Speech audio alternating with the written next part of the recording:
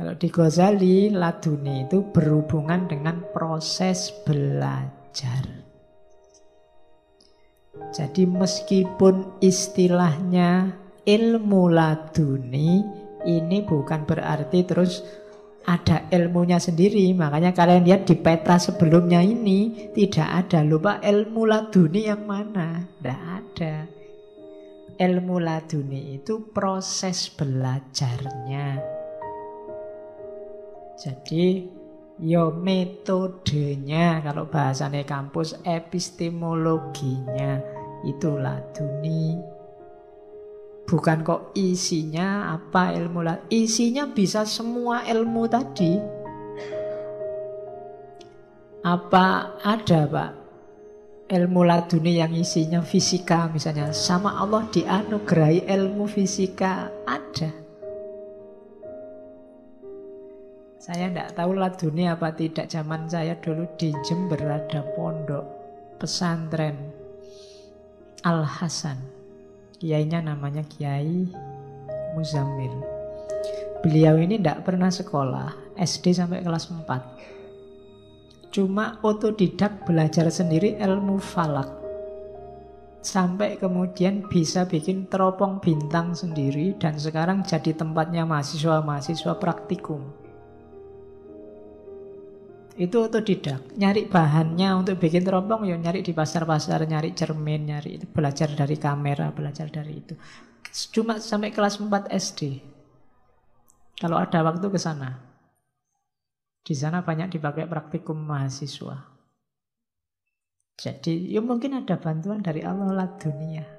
Loh, bayangkan ilmu laduni isinya teropong bintang, itu kan luar biasa. Jadi dia proses belajarnya namanya laduni. Harusnya kalau tidak pernah sekolah formal kan tidak bisa, tapi beliau bisa. Zaman saya ke sana itu yang terbesar sudah bisa sekian ratus meter, kilometer bisa lihat planet Pluto. Zaman itu kan luar biasa, tidak sembarangan. Jadi itu proses belajar. Proses belajarnya ada dua. Kalau di Ghazali ta'allum insani sama ta'allum robbani. Kita ngaji ini ta'allum insani. Jadi model belajarnya manusia biasa. Jadi karena kita manusia biasa, ya modelnya ya biasa-biasa.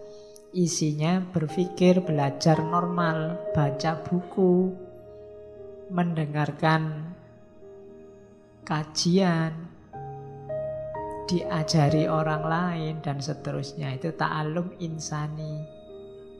Ia dapat ilmu, dapat pengetahuan, cuma kayak tadi sifatnya tidak hakul yakin, informatif sifatnya.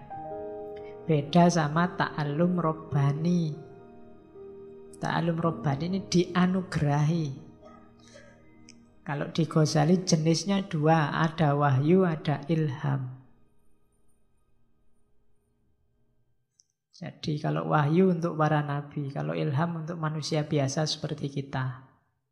Ya kalau ingin cepat dapat ilham, ya kalian besok kalau punya anak, nomor 1 kasih nama wahyu, nomor 2 ilham. Sudah dapat dua-duanya sekarang. Saya sudah dapat wahyu Pak, dan dapat ilham. Oke, ya. Jadi ini proses ta'allum robbani. Pengajaran dari Tuhan langsung. Jadi itu simple. Nah, cuma syaratnya jiwanya harus bersih untuk ta'allum robbani. Jiwa yang kotor, mungkin Allah melimpahkan, seandainya Allah melimpahkan pun tidak akan terbaca. Kayak kita tiap sholat berdoa ihdinas siratal mustaqim, mungkin Allah sudah ngasih hidayah, menunjukkan jalan yang lurus. Kok kamu tidak ketemu-ketemu jalan lurusnya, mungkin petunjuknya Allah tidak terbaca. Kalau dilihat betapa sayangnya Allah pada manusia, insya Allah kalau kamu membaca Fatihahnya serius, itu kamu beneran sama Allah dikasih petunjuk. Dikasih petunjuk jalan yang lurus. Kenapa tidak terbaca? Kenapa kamu masih kebingungan? Mungkin karena jiwamu gelap. Ya kayak ruangan yang gelap itu loh. Seindah apapun isinya tidak kelihatan. Maka kita butuh jiwa yang jernih, katanya Ghazali. Bahkan katanya Ghazali, jiwa yang jernih itu sudah luar biasa isinya. Sudah banyak sekali anugerah pengetahuan dari Allah. Jiwa yang tidak jernih kenapa? Jiwa yang tidak jernih karena sibuk dengan kegelapan, sibuk dengan dunia, sibuk dengan materi. Analoginya Ghazali kayak mendung yang menutupi matahari. Kalau mendung menutupi matahari itu kan bukan berarti mataharinya tidak ada. Jiwamu yang asli itu terang dan jernih, cuma tertutupi oleh dunia. Maka kita harus belajar, diawali dengan menyucikan diri. Tahapan pertama pembelajar itu membersihkan jiwa. Kalau versinya Ghazali, baik ta'alum insani maupun ta'alum robbani. Kenapa? Karena ya kayak dulu ya di syairnya Imam Syafi'i itu, karena ilmu itu nur. Jadi annal ilma nurun wa nurullahi la yuhdali asin. Dan cahayanya Allah tidak akan bisa jadi petunjuk bagi orang yang suka maksiat, karena maksiat membuat hati gelap. Kalau hatimu gelap ya hidayah seperti apapun tidak akan terbaca. Bukan Allah tidak ngasih, kamu yang tidak bisa membaca. Jiwamu gelap. Maka syaratnya orang belajar yang pertama membersihkan jiwa.